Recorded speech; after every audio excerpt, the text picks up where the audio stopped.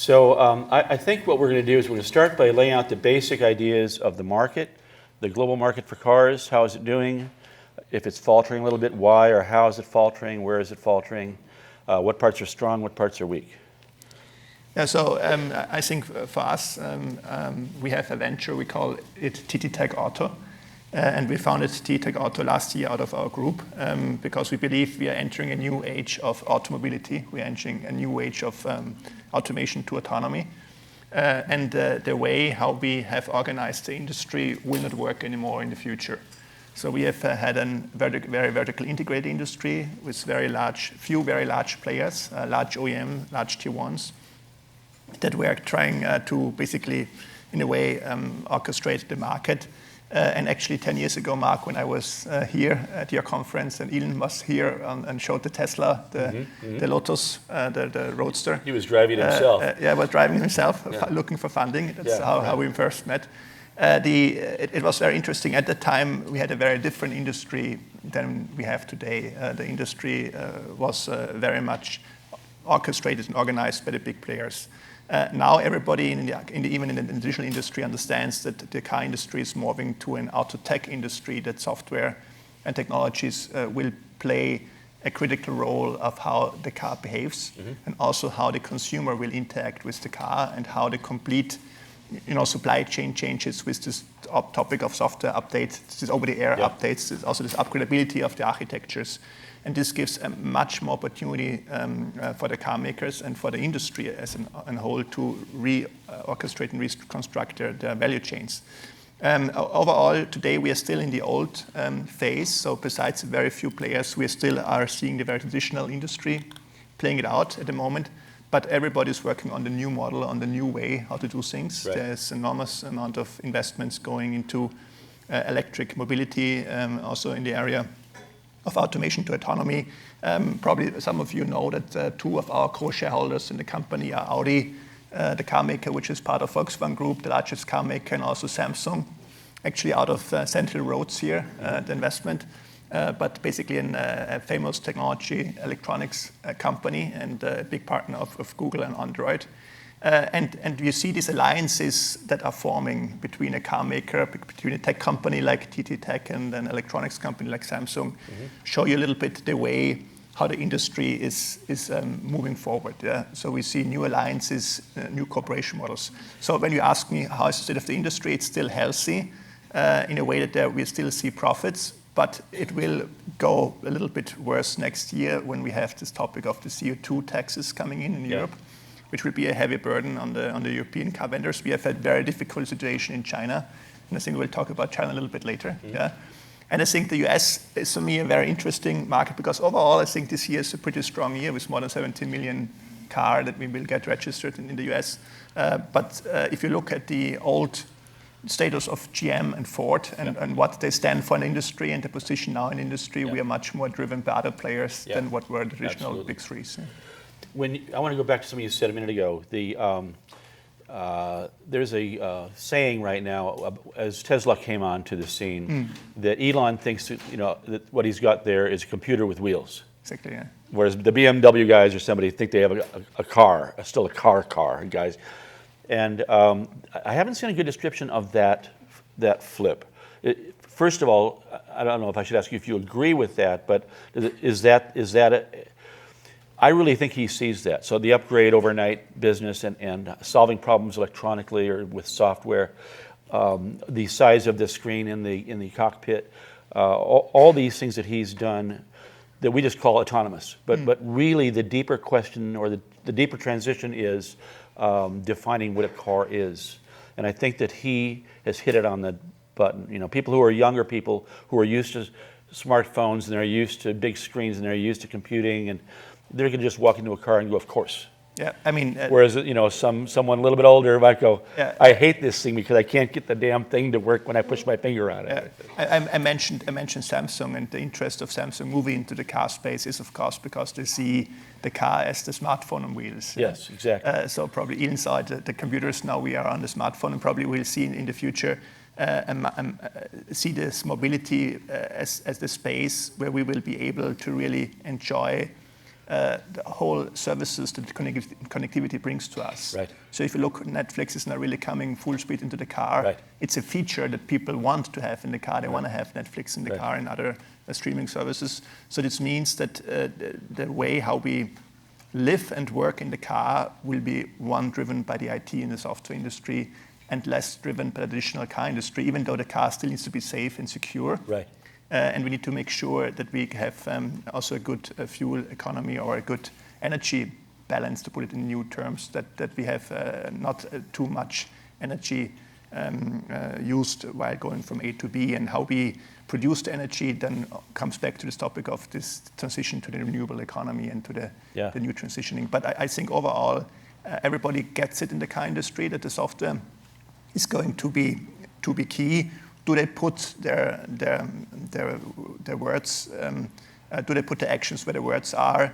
Partially, yes, but much more than 2 years ago. So if you look at the investment budgets from the big OEMs and the big tier ones, they really invest in software and divest in the traditional domains that have been around for the last 50 to 100 years. Yeah. I think we saw just in the end of last year, there were these. The non-technical term for what Daimler was going through would be the oh shit moment, where they doubled like 20 billion to 40 billion, the huge amounts of money being reallocated away from the old and into the new.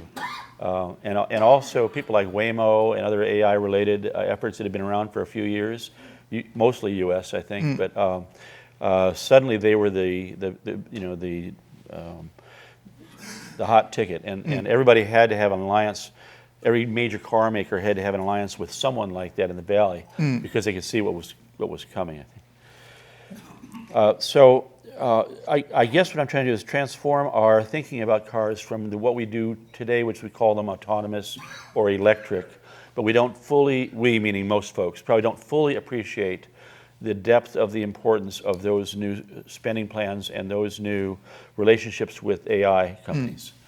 And if you went beyond just saying it's a computer on wheels, you might start putting, how do you value allocate if you're a future customer, whether it's a fleet or a person, and we'll come back to this. But I think the value is going to be increasingly toward the AI side for safety reasons and less about what size are the wheels on the car.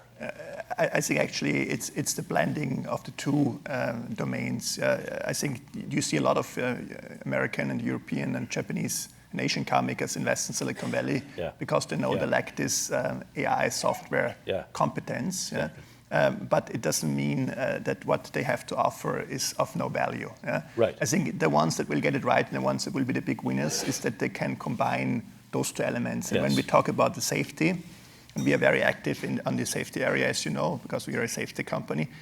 For us, the topic of AI and safety is one of the hottest topics, one of the black swans. Yes. And I think you won't be able to make AI safe, but you need to make AI operate in a safe computing environment. Yes. So this means you need to have a certain architecture that you can have. On the one hand, you can have the deep neural networks, and you can do the narrow AI that we are doing today. Right. It's still narrow AI, but we will have a framework where we will have measures to protect that if the AI goes out of a certain envelope, that then another architecture takes over and provides safety to the car and to the drivers, to the people in the car. Yeah. Right. And we were talking a few minutes ago about, I think you're kind of leading right into that place. So we had, thanks to Kai, who's here, we had the VPE of engineering of BMW at our New York dinner event, and afterwards we talked about this during the event, and then for another 2 hours afterwards, and it was a fascinating conversation. Very smart guy, you probably know him. I'm not going to mention his name, and I found myself getting a little frustrated because I believe he was still thinking the old way, and that the idea, his idea of a great car was whatever you want to say. I have a BMW, so I agree with him, but the idea that when the buyer is a person who's the driver, in that world is going to be over someday, and not in 100 years. It's going to be over in 3 or 10 years or something, and the thinking that if you're thinking about how your car market is going to function in that world, you're going to blow it, because when there's no driver and the safety and security of your family is what's at stake, if there's even a fraction of a % difference in the AI-provided safety, so part of it's the wheels and the drivetrain, and part of it's the AI part. And the part that we all are afraid of, in a sense, is the AI part. We trust the wheels pretty much, but and if you wanted to put your family into a fleet vehicle, and Uber, which is what they're counting on, and Uber had 0.5% more accidents that killed people than Lyft did, Lyft's going to get a whole lot bigger really quick. So that buying decision, I think, is really going to be different from what it was today. Yeah, so to the first part of your question on BMW, I think BMW gets it, yeah. But the question is, do they talk about it publicly? And secondly, do all people inside BMW get it? Yeah? Sure. So that's the other question. Yeah. But we are working a lot with BMW, and they have close to 2,000 people at their robotaxi campus in close to Munich, and we have about 200 people working for them on this topic of software and AI and safety and all these issues. Good. They have also started an initiative together with Daimler on safety first for automated driving. They put out a white paper to the industry. We're also leading US companies like Intel and Mobileye are part of that initiative. I think that's great, but I think on the other hand, it's very difficult for them if they've been so successful in an industry that moves so slowly, and now you enter an age where everything is volatile, uncertain, insecure. It's got to be a nightmare for those guys, right? Yeah, it's a kind of the planning scenario. It's the worst possible. The 5-year plans are over. And this is actually what we see now happening. And I think 2020 will be a very interesting year in that respect, because we'll see much more volatility also in the car markets. And the people they realize that it's much more difficult to make projections. So we have also very different approaches. So if you look into Germany and look at what Volkswagen is doing, they are really betting fully on the electric mobility. Similar to Elon and Tesla, they're really going all in, and they say we're going to make it happen with electric mobility. It's not that clear with BMW. In terms of automation to autonomy, BMW is going full in. VW is having a joint venture with Ford and different approaches. So I think everybody's kind of trying to make their bets in certain areas and also hedging the bet. They're not saying in a way too much risk confronted. But in my opinion, it's a very interesting time and a huge opportunities. It's a little bit. I mean, you're an IT and high tech guy. I think it's really becoming a tech environment. And it's not so easy to predict what will happen in 3 years from now. And with this huge infrastructure cost and this huge investments they have to make in assets to build those machines, it's really will be very interesting how this will work out in the mid to long term. So you're doing a great job of segueing into each of our bullet points here. So we're going to turn to Bob, I think, now. And those of you who read SNS, if you don't read SNS, you really should. But those of you who do read SNS know our view on the entry of China into this conversation and how that's changed everything. And by that I mean that someone, I don't know who, in the standing committee level recognized something a few years ago, maybe 3 years ago, about all this stuff we're talking about and its strategic importance in terms of almost any technology you can name. So we're all used to talking about, well, who's selling more trucks? Ford 150s are doing pretty good, and then the Chevys came along with Suburban. Forget all that stuff. Someone saw the writing on the wall, and it was, computing, AI, lightweighting of materials, car-to-car communications, secure systems, operating systems, embedded OSs, a litany of 20 or 30 of the top Made in China 2025 things, all in one product. And all they had to do to make one product go was the same thing they did with Huawei. And when that light bulb went on, everything changed. So you've got a dictatorship with a fair amount of money and a lot of will and the ability to spin on a dime, just turn on a dime. So, the moment after Xi Jinping says this is going to happen, it's going to happen. They're very, very good at this. And so once that all got into one person's mind, it didn't take very long before we started seeing edicts out of Beijing saying we will have X number of cars on the road that'll be electric by this year. Right? It's like 2 years from now. And then we will have this many that are autonomous and electric by this year. And that's like 5 years from now. So it doesn't matter what GM was planning before. Suddenly GM is listening very closely to its largest market, which is in China. And they're being told, this is what we're going to buy. And we will subsidize it, of course, like we did with Huawei, so that not only will our own people buy it, but your people will buy it too. And that kind of business model brought to bear on a platform that represents all of the major technologies on the planet is a terrifying story to tell, I think. So your comment about predicting things 3 years ahead of time, that's what we're doing right now. So I think that's what's happening to the German and the American car makers, and they're doing their best to increase spending and to figure out both their Chinese strategy and their global strategy, which are probably different. And this is where Bob Flores comes in. Now, if you look up Bob's background, which I've done several times now, Bob was here 2 years ago. Great guy, and I reread the resume that you sent to us this morning again. It's about that long. So, as with many of my friends in the intelligence world, that's about what you get when you. But Bob has been, among other things, please tell me if I'm saying this right, in the National Clandestine Service. He has been an operating person and an IT person at the CIA for a long time, 20 years or so. 31, okay. And is currently running a company called Cognitio, if I've pronounced that right, and Applicology. Cognitio is in the process of being sold. Okay, congratulations. Thank you. So you're, I think, perfectly positioned to join this conversation from the perspective of geopolitics. And what do you think about all this stuff we just talked about? In terms of safety and security, first of all, hackable platforms, and also in terms of the geopolitical effects on the economy. Yeah, so I think, there's a plethora of stuff here. From the China stuff that you mentioned, you have to look at the Chinese are great at 100-year strategies, and they don't really care what happens next week. They just don't. And so it's all about what happens 100 years from next week. And everything they do is put in place to do that. And it's, it's no different than some of the really, really big companies. And they kind of think this way too. What you have to look at from China's perspective is what they realized very much earlier than we did or the Europeans did, is that, we used to say back in the 60s, it's all about the data, stupid. I mean, we still say that, and it still is all about the data, but it's really all about the compute. And you can compute anything nowadays. It's become such a commodity. So they understand that, and so, and they have a whole lot more people than we do that they can apply to the problem. And so they can make advances faster than we can make advances. And it's just physics. And so what they realize is if we can control the AI, if we can control quantum computing, then we can control anything. Now, they're not looking at it from, hey, I'll be this great military might and all that. No, it's from an economic standpoint.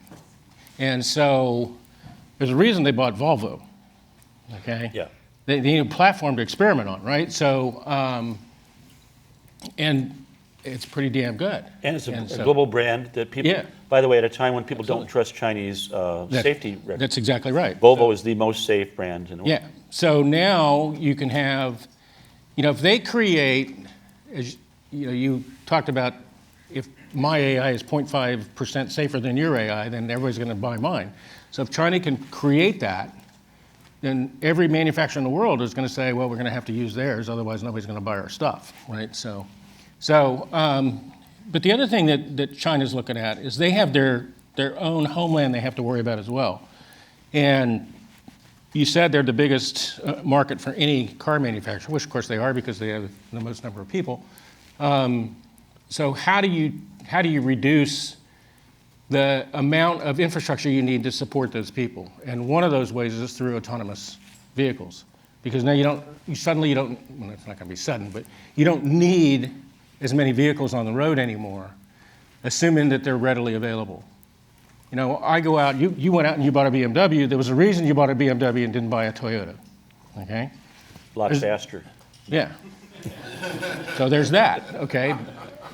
Once the cars are all electric, it's not going to matter, but it's all about the driving experience, right? So, and I might like the driving experience of a Toyota versus a BMW. That's fine, okay?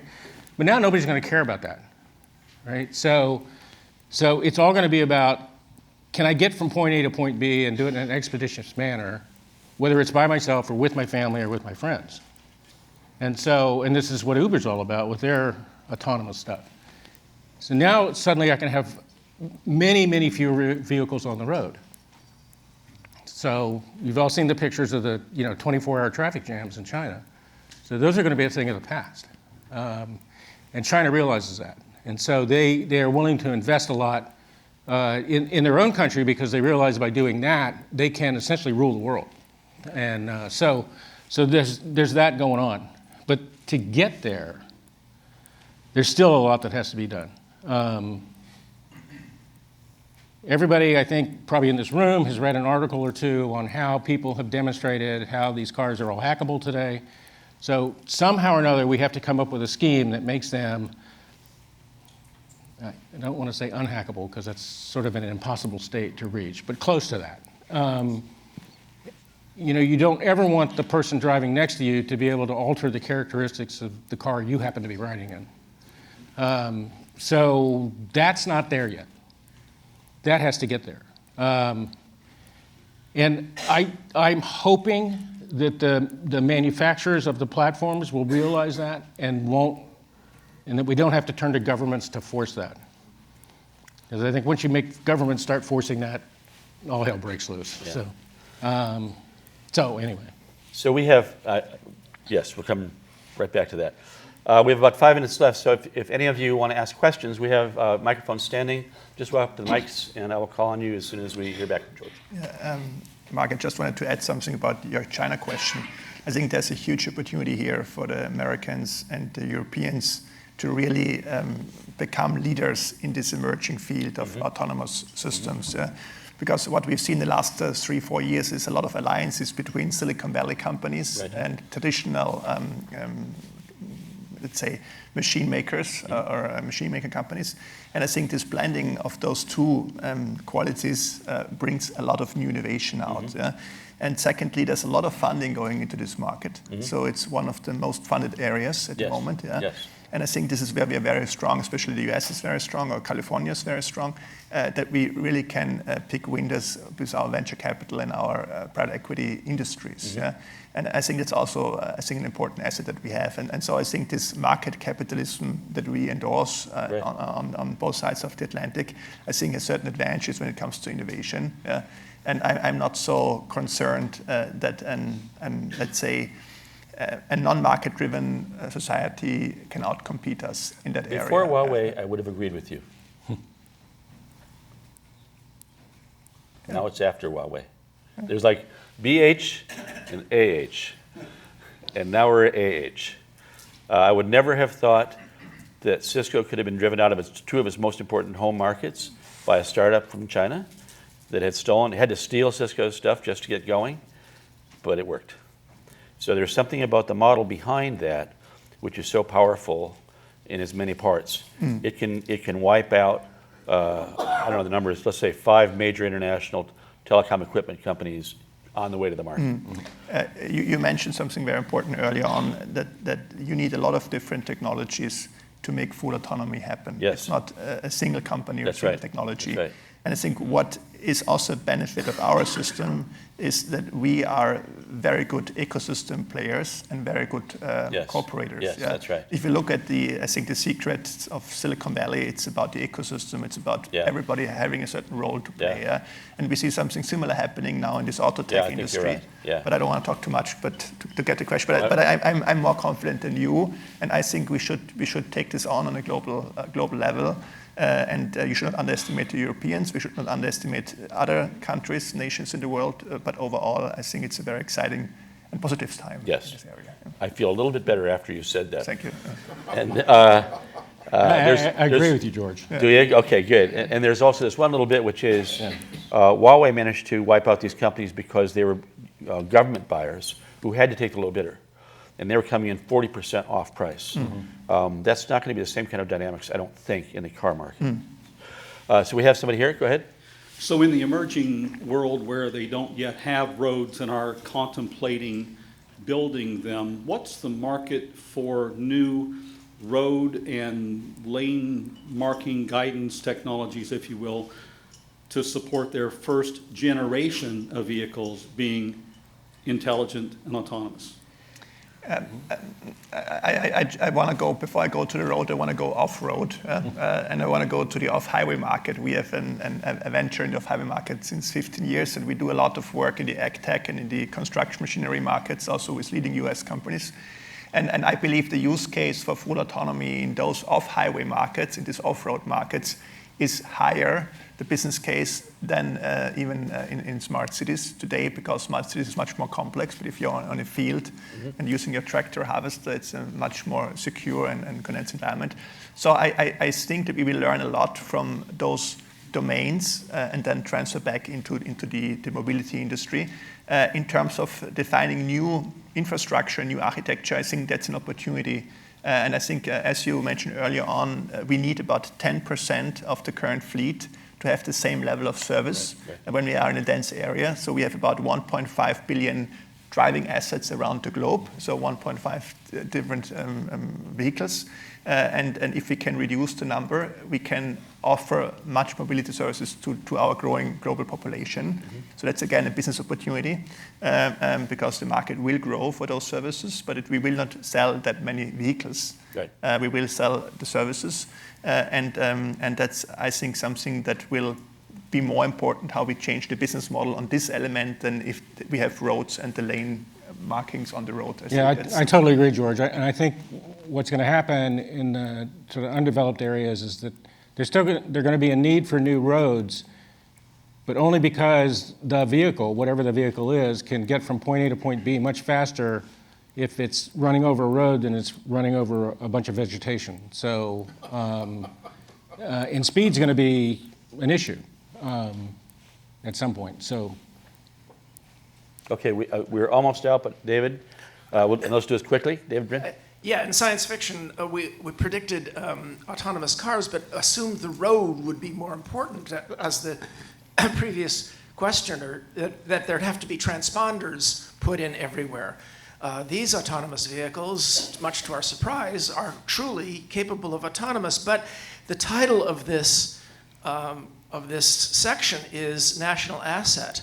And it occurred to me that in certain times, like emergencies, the nation could just simply take over these cars and use them as swarms of vehicles that the nation or some malevolent force might control. And I wonder if you might be. Well, I think you're absolutely right about that. And it's going to depend on the politics of each individual country, whether they would allow such a thing. But the other thing you have to recognize from a national asset standpoint is that, this involves the economics of the country. And as we said, now suddenly you have to support so many fewer vehicles. But the other thing is that can be parlayed into a national asset is the fact that, guess what? The government's going to know every time you set foot into one of those vehicles. And of course, it knows the vehicle's going from point A to point B, so it knows where you're going. So all of that data can be consumed as well and be turned into a national asset, frankly. It could also be used for nefarious purposes, so you got to be careful about that. Okay, we're out of time. I think we covered it. Thank you both. Thank you. Right.